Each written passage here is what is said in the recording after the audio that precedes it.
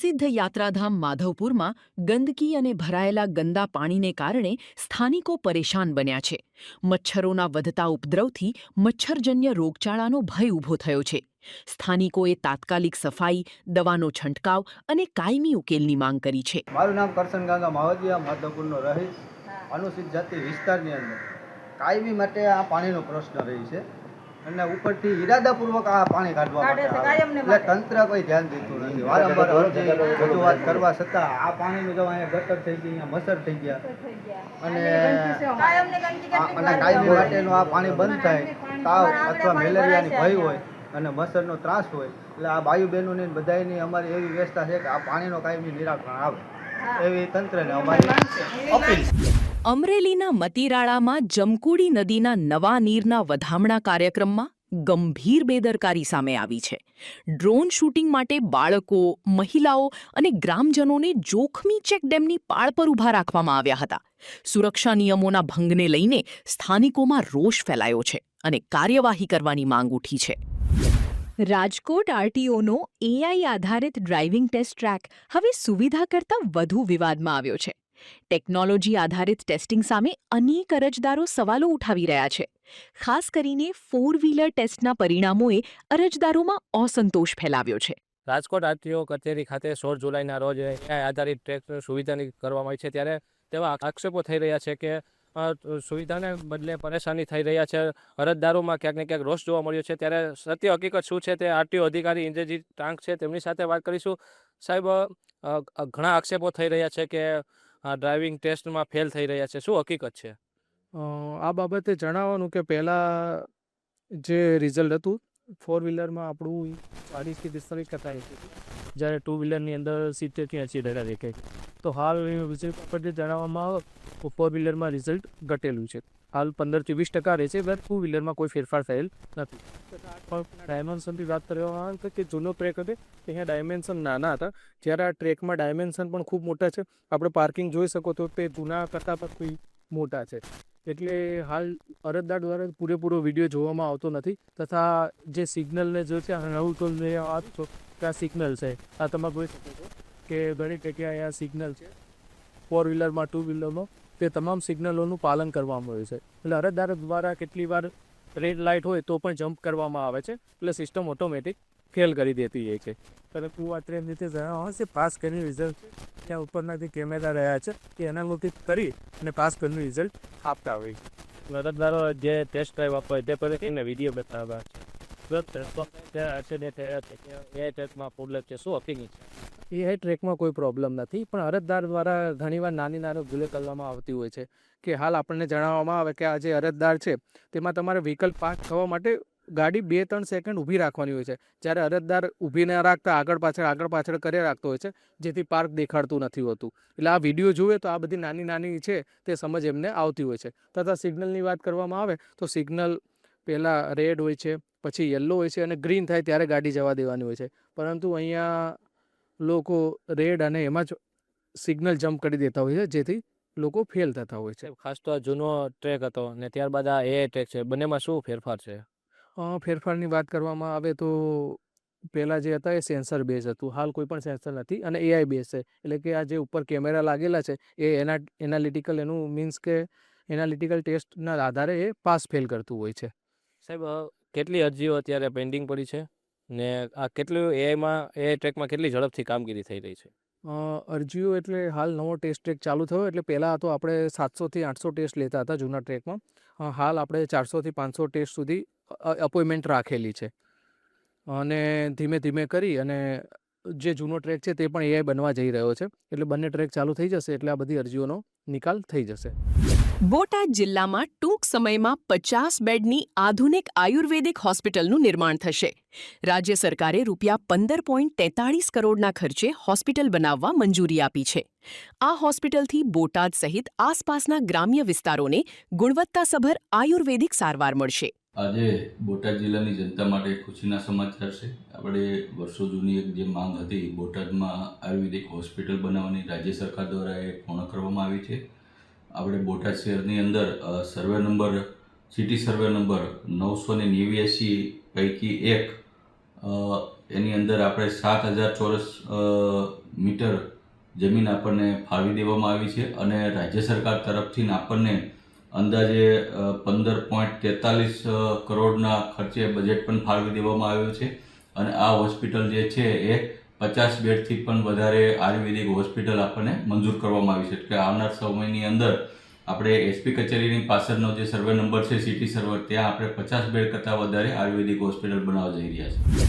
સુરતમાં ખાડીપૂરના કારણે 8 શાળાઓમાં પાણી ફરી વળતા વિદ્યાર્થીઓની શૈક્ષણિક સામગ્રીને ભારે નુકસાન થયું છે. રાજ્ય સરકારે નુકસાનીનો અહેવાલ મળતા જ ઝડપી કાર્યવાહી હાથ ધરી છે. માત્ર એક અઠવાડિયામાં 1.12 લાખ નવા પુસ્તકો મોકલવાની ખાતરી આપવામાં આવી છે.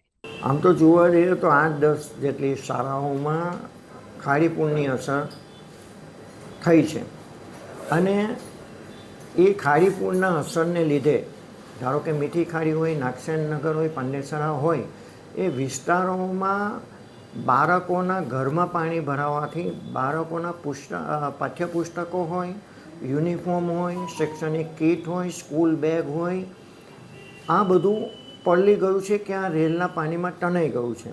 આના કારણે લગભગ ઘણી સ્કૂલો દ્વારા કેટલું નુકસાન થયું છે, કેટલા પુસ્તકો પલળી ગયા છે, એની વિગતો નગર પ્રાથમિક શિક્ષણ સમિતિને મોકલવામાં આવી છે. રાજ્ય સરકાર પણ આ બાબતમાં ચિંતિત હતી. એમને પણ નગર પ્રાથમિક શિક્ષણ સમિતિ પાસે આ નુકસાની શું થઈ છે તેની વિગતો મંગાવી હતી. પાઠ્યપુસ્તકો કેટલા જોઈએ છે એની વિગતો મંગાવી હતી અને નગર પ્રાથમિક શિક્ષણ સમિતિ દ્વારા તારીખ 1/7ના રોજ લગભગ 1,12,000 જેટલા પુસ્તકો જે અમુક ખાડી કિનારે સ્કૂલો હોવાથી પલળી ગયા છે, નુકસાન પામ્યા છે અને બીજા ઘટના પુસ્તકો રાજ્ય સરકારમાંથી માંગવામાં આવ્યા છે અને ટૂંક જ સમયમાં આ પુસ્તકો આવી જશે અને એનું વિતરણ કરીને અમે બાળકોની જે શિક્ષણની આ ખોટ પડી છે એને પૂરવાની કોશિશ કરીશું. હું જ્યારે સ્કૂલોની મુલાકાત લેવા ગયો હતો ત્યારે સ્કૂલોની ઓફિસમાં મૂકેલા કોમ્પ્યુટર હોય કે સ્કૂલોમાં જે શિક્ષકોની પોથી હોય કે અન્ય પુસ્તકો હોય, નોટબુકો એ પલળી ગયા હતા અને આચાર્યો દ્વારા એ બધું સૂકવવાની પ્રક્રિયા કરવામાં આવી હતી. કોમ્પ્યુટર બગડેલા હોય તે પણ એ લોકોએ રિપેર કરાવી લીધા હતા અને હવે કઈ રીતે એ બધા કાગળનો એટલે જે પુસ્તકો પલળી ગયા છે એ કઈ રીતે મેળવી શકાય એની ચિંતા કરતા હતા અને 6-7 ફૂટ પાણી ભરાયા હતા એટલે બેન્ચીસ હોય કે સારા હોય એની અંદર કાદવ કીચડ થઈ ગયો હતો. પરંતુ આચાર્યો અને શિક્ષકો દ્વારા સફાઈ કરીને રેગ્યુલર બાળકો કઈ રીતે સારામાં આવે એની ચિંતા કરવામાં આવી. સુરતમાં મોબાઈલની લતને કારણે ધોરણ 7ના વિદ્યાર્થીએ આપઘાત કરી લેતા ચકચાર મચી છે. માતા પિતાએ મોબાઈલ મૂકી અભ્યાસ કરવા કહેતા બાળકને માઠું લાગી આવું પગલું ભર્યાનું સામે આવ્યું છે. આ ઘટનાએ બાળકોમાં વધતી મોબાઈલની લત સામે ગંભીર ચિંતા ઊભી કરી છે. કોનિકર દીપેશ જી, શું ઘટના બની છે? એને જરાક મેન્ટલી રીતે પ્રોબ્લેમ હતો. કોઈ બોલે ને તો સહન નહીં થતું હતું ને ગુસ્સાવાળો વધારે હતો. કોઈ મમ્મી પપ્પા બી ખીજવાય ને તો એનો વિરોધ જ કરતો હતો. 7મા ધોરણમાં. અને કયા વિસ્તારમાં રહેતા હતા? લક્ષ્મીનગર 6:30 આસપાસ. એને શેની લત હતી? એને મોબાઈલને જરાક આઉટલાઈન બી જરા વધારે હતી. વધારે એ સમજતો નહીં હતો કોઈ વસ્તુને. જીદ જ લીધો હતો એકદમ. કોઈ વસ્તુ જોઈએ એટલે જોઈએ. આ વસ્તુ નહીં આપી તો ઘરે બોલતો હતો. બાળકને કંઈ કીધું ને હતું, એમ જ કીધું કે ભાઈ લેસન બેસન કરવા બેસ, બીજું કંઈ નહીં હું કરવાના. સમાજમાં આવા બાળકોને એક જ વસ્તુ છે, માતા પિતાને એક જ મારી આજ્ઞા છે કે મોબાઈલ નહીં આપે. જેટલું મા બાપ બી મોબાઈલ ઓછું જોઈને જેટલું સમય બચે એટલું છોકરાઓને ટાઈમ આપે અને એની સાથે ટાઈમ સ્પેન્ડ કરે અને એની બધી મનની વાત શેર કરે, એટલી મારી એવી વિનંતી છે બસ. આ મોબાઈલના કારણે થયું છે એવું તમને જણાય છે? હા, મને એવું લાગે છે. કેમ કે મોબાઈલના લીધે છોકરાઓ છે ને મગજ ગરમ થઈ જાય છે. જેમ કે આપણે 10-15 મિનિટ જોઈએ તો આપણો હાથ ગરમ થઈ જાય, મગજ ગરમ થઈ જાય. એટલે છોકરાઓને જેટલું બને એટલું મોબાઈલ દૂર રાખે, બરાબર, ને આવી બીજી વખત ઘટના ન થવી જોઈએ. એના માટે મને વાલી લોકોને બધાને એવી નમ્ર વિનંતી છે કે આ બધું ન થાય. મોબાઈલથી જોવાથી જ મારા છોકરાઓનો દિમાગ ગરમ થઈ જાય છે, હાથ એ લોકોના ગરમ થઈ જાય છે. એ લોકોને ફ્રી ફાયર રમવાથી પ્લસ શું કહેવાય PUBG રમવાથી આ બધા કાંડો વધારે થાય છે. પેલા એકબીજાને માર કરે તો એવું લાગે કે આપણે બી એવું કરવું જોઈએ. આ બાળક કઈ સ્કૂલમાં ભણતું હતું આ નગર પ્રાથમિક સ્કૂલમાં અને કયા ધોરણમાં ભણતું 7મા ધોરણમાં. ઉનામાં સારવાર દરમિયાન વૃદ્ધના મોત બાદ હોસ્પિટલમાં ભારે હોબાળો મચ્યો છે. પેનલ પોસ્ટમોર્ટમની માંગ દરમિયાન ડોક્ટર અને પરિવારજનો વચ્ચે બોલાચાલી બાદ હાથાપાઈ થઈ હતી. ઘટનાને પગલે પોલીસ દોડી આવી, જ્યારે પેનલ પીએમની માંગ સાથે વિરોધની ચીમકી અપાઈ છે. મારું નામ વિનુભાઈ હમીરભાઈ ચૌહાણ, તાલુકો ઉના, જિલ્લો ગીર સોમનાથ, ગામ ગુંદાળા. હું સમાજનો એક આગેવાન છું, દલિત સમાજનો. હવે એવું છે કે શનિવારે 2:30 વાગે મારા મોટા બાપાના દીકરા એને હેટેક આવ્યો, ધોકડવા. એને હેટેક આવ્યો એટલે એને 108માં બોલાવીને અહીંયા સોલંકી સાહેબના પાવનમાં દાખલ કર્યા. એટલે આમ હરકા થઈ ગયા હતા, સારું થઈ ગયું હતું. ડૉક્ટરે કીધું હતું કે હવે ક્યાંય તમારે જવાની જરૂર નથી. અમને રજાઈ ન આપી, 4 દિવસ રજાઈ ન આપી, ક્યાંય જવા ન દીધા. કાલે એને 10 અનિસન દીધા, ઘેરના અનિસન દીધા. એ માણસ સહન ન કરીને કે બીપી ડાઉન થઈ જાય, એને કારણે એની ડેથ થઈ ગઈ. પછી અમે ત્યાંથી એના કાગળો લઈને પછી અમે સીધા સરકારીમાં પીએમ કરાવવા વહી આવ્યા. અહીંયા અમે ડૉક્ટર પાસે પોલીસ પાસે એવી માંગણી કરી કે આ અમારા ભાઈનું પીએમ પેનલ સાથે થવું જોઈએ. આવો અમે આગ્રહ રાખ્યો. અમે આખી રાતના કાલે અહીંયા 7 વાગ્યાના અમે અહીંયા છે. હજી અમે અહીંયા આજે રાતના છે. આજે અમે 11 વાગ્યા છતાં અહીંયા કોઈ અમને ડૉક્ટર એક પૂછવા આવ્યા કે ભાઈ અહીંયા પેનલથી પીએમ થશે નહીં. કિશનભાઈ પરમાર કરીને ડૉક્ટર છે, એ આવ્યા. એને એમ કીધું કે ભાઈ અહીંયા પીએમ થશે નહીં. તો કે કારણ શું? તો કે અહીંયા અમારી પાસે કોઈ વ્યવસ્થા નથી, અમારી પાસે ડૉક્ટર નથી. તો સાહેબ હર વખતે થાય તો આજકાલે કેમ નથી? આવું અમે કહેતા. તો અમારા આગેવાન શ્રી કાનજીભાઈ સાખટ કરીને છે, એને બોલવા માંડ્યા. એટલે મેં કીધું સાહેબ આવું ન બોલો. એટલે એને સીધું મારી માથે હુમલો કરી દીધો કિશનભાઈ પરમાર. ડૉક્ટર એવો માણસ છે કે બેન દીકરી અંદર 18 વર્ષ કે 15 વર્ષની દીકરી હોય તો એની ચેમ્બરમાં જઈ ન શકે. આવું બોલે છે. શું બોલે છે? દીકરી આ તમારે મીડિયામાં ન બોલાય એવું બોલે છે કે તું ક્યાંય શરૂ છે આવું પૂછે દર્દીને. એવું પૂછે, એના માવતરને બહાર કાઢી નાખે. પછી એવું પૂછે કે તું ક્યાંય શરૂ છે આવું બોલે. મારી સાથે એવું કર્યું કે ભાઈ ન થાય તો કાંઈ વાંધો નહીં, તો અમને લેખિતમાં આવી જાઓ. તો હું લેખિતમાં નહીં આપું, કંઈ નહીં આપું, તમારે થાય કરી લ્યો. મને 2 ઝાપટું મારી ગયો. મારી માંગણી એવી છે કે એને ડાયરેક્ટ એને સસ્પેન્ડ કરી નાખવાય. રાજકોટ જન્માષ્ટમી લોકમેળા માટે ખાણીપીણીના પ્લોટોની હરાજી સફળતાપૂર્વક યોજાઈ છે. કુલ 42માંથી 31 પ્લોટ વેચાતા લાખોની આવક થઈ છે. હરાજીમાં સૌથી મોંઘો પ્લોટ ₹2.30 લાખમાં વેચાયો છે. આપણે સૌ જાણીએ છીએ તેમ ચાલુ વર્ષે 2 તારીખથી 6 તારીખ સુધીમાં જન્માષ્ટમી લોકમેળો રેસકોર્સ મેદાન ખાતે યોજાનાર છે. આ લોકમેળાની તૈયારીના ભાગરૂપે ગઈકાલે જે આપણા સ્ટોલ્સ છે, નાના સ્ટોલ્સ, રમકડાના સ્ટોલ છે, ખાણીપીણીના સ્ટોલ છે, આ તમામને ડ્રો પ્રક્રિયા પૂર્ણ કરવામાં આવેલ છે ખૂબ સારી રીતે. અને આજરોજ હરાજીની પ્રક્રિયા ચાલુ કરવામાં આવેલ છે. આજે વાત કરીએ તો એ કેટેગરીના 2 પ્લોટ તેમજ B1 કોર્નર કેટેગરીના ખાણીપીણીના 40 પ્લોટ, એમ કુલ 42 પ્લોટ્સ માટેની હરાજીની પ્રક્રિયા હાથ ધરવામાં આવેલી હતી. એ કેટેગરીના બંને પ્લોટ છે એ બંનેનો હેતુ છે એ એક્સપો અથવા ખાણીપીણી અથવા અન્ય કોઈ પ્રદર્શન માટેનો હેતુ હતો. એ બંને પ્લોટની ઓફસેટ પ્રાઇસ ₹2,65,000 એક પ્લોટની ઓફસેટ પ્રાઇસ હતી. એ બંને પ્લોટ છે એ 2,70,000માં અલગ અલગ પાર્ટી દ્વારા સોલ્ડ થયેલ છે. આમ એ કેટેગરીના પ્લોટ્સની કુલ આવક 5,40,000 જેટલી થયેલ છે. ત્યારબાદ B1 કેટેગરી એટલે કે ખાણીપીણીના જે સ્ટોલ છે એ કુલ 40 સ્ટોલ્સ હતા અને આ તમામ સ્ટોલની ઓફસેટ પ્રાઇસ છે 1,05,000 જેટલી હતી.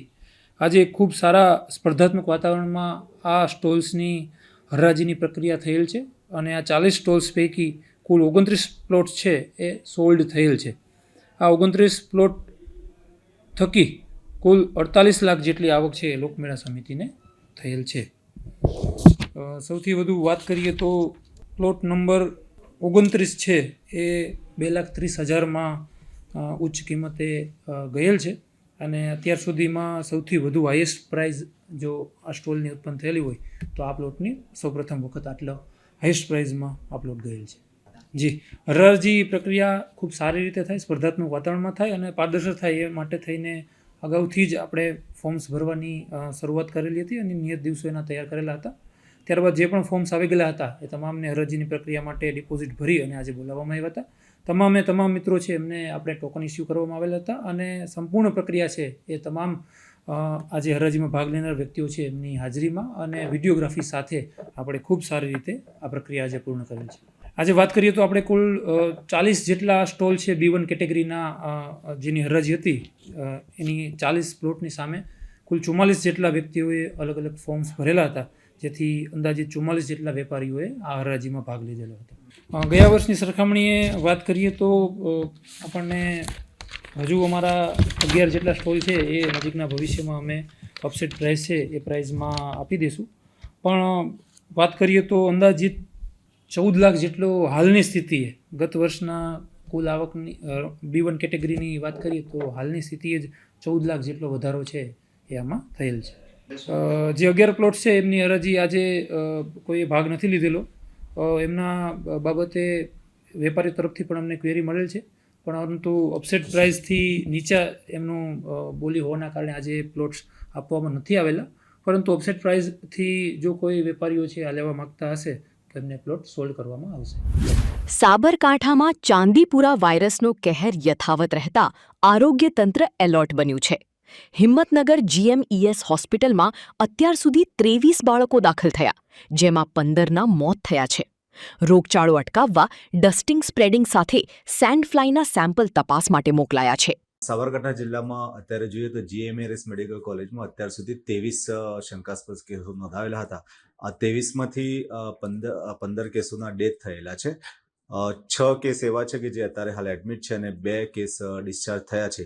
આ જો ટોટલ 23 કેસ GMES મેડિકલ કોલેજમાં જોઈએ તો એમાંથી 9 કેસ પોઝિટિવ આવ્યા છે. આ GMESમાં જે કેસ આવે છે એ કેસ સાબરકાંઠા ઉપરાંત રાજસ્થાન અન્ય નજીકના જિલ્લાઓમાંથી પણ આ કેસ આવતા હોય છે. જો સાબરકાંઠાની વાત કરીએ તો સાબરકાંઠામાં અત્યાર સુધી 12 જેટલા સસ્પેક્ટેડ કેસ જોવા મળ્યા છે. એમાંથી 6 જેટલા બાળકોના મૃત્યુ થયા છે. 3 જણા સાજા થઈ અને ઘરે ગયા છે અને 3 જણા અત્યારે ઇન્ડોર છે. એમાં 2 GMES હિંમતનગર ખાતે અને 1 કેસ એ વડનગર સિવિલ હોસ્પિટલમાં એડમિટ છે અને બધાની તબિયત સારી છે. સાબરકાંઠામાં અત્યાર સુધી કુલ 4 પોઝિટિવ કેસ જોવા મળે છે. રાજ્ય કક્ષાએથી 2 ટીમો મોકલવામાં આવી હતી, એક દિલ્હી અને એક પોંડિચેરીથી. આ બંને ટીમો દ્વારા પોશીના અને પ્રાંતિજ તાલુકાના કાલીપુરા ગામમાંથી સેમ્પલ લેવામાં આવ્યા છે અને અંદાજે 100થી વધુ સેમ્પલ લેવામાં આવે છે. આ સેમ્પલ એ લઈ ગયા પછી એનો અભ્યાસ કરી અને આપણને માર્ગદર્શન. સાવચેતીમાં ખાસ જોઈએ તો આપણે ઘરની આજુબાજુ ગંદકી ના થાય એવું જોવું જોઈએ. માટીના અને જો તિરાડ હોય તો તિરાડને પૂરવી જોઈએ આપણે. અને બાળકોમાં ખાસ કરીને ફેલાતો હોય છે, જેથી કરીને બાળકોને ખુલ્લામાં જાય, રમવા જાય બહાર તો એને લાંબી બાયના કપડાં અને પૂરા કપડાં પહેરવા જોઈએ. આ ઉપરાંત બાળકોને રાત્રે સુવડાવતી વખતે મચ્છરદાનીમાં સુવડાવવા જોઈએ, જેથી કરીને આ રોગથી અટકાવી શકાય. બાળકોમાં જો તાવ, ઉલટી જેવા લક્ષણો દેખાય તો તરત જ ડૉક્ટરનો સંપર્ક કરવો જોઈએ, કારણ કે આમાં 24 થી 48 કલાકમાં બાળ મરણનું પ્રમાણ વધી જાય છે. જો તાત્કાલિક એને સારવાર મળી શકે તો બાળકને આપણે બચાવી શકીએ છીએ.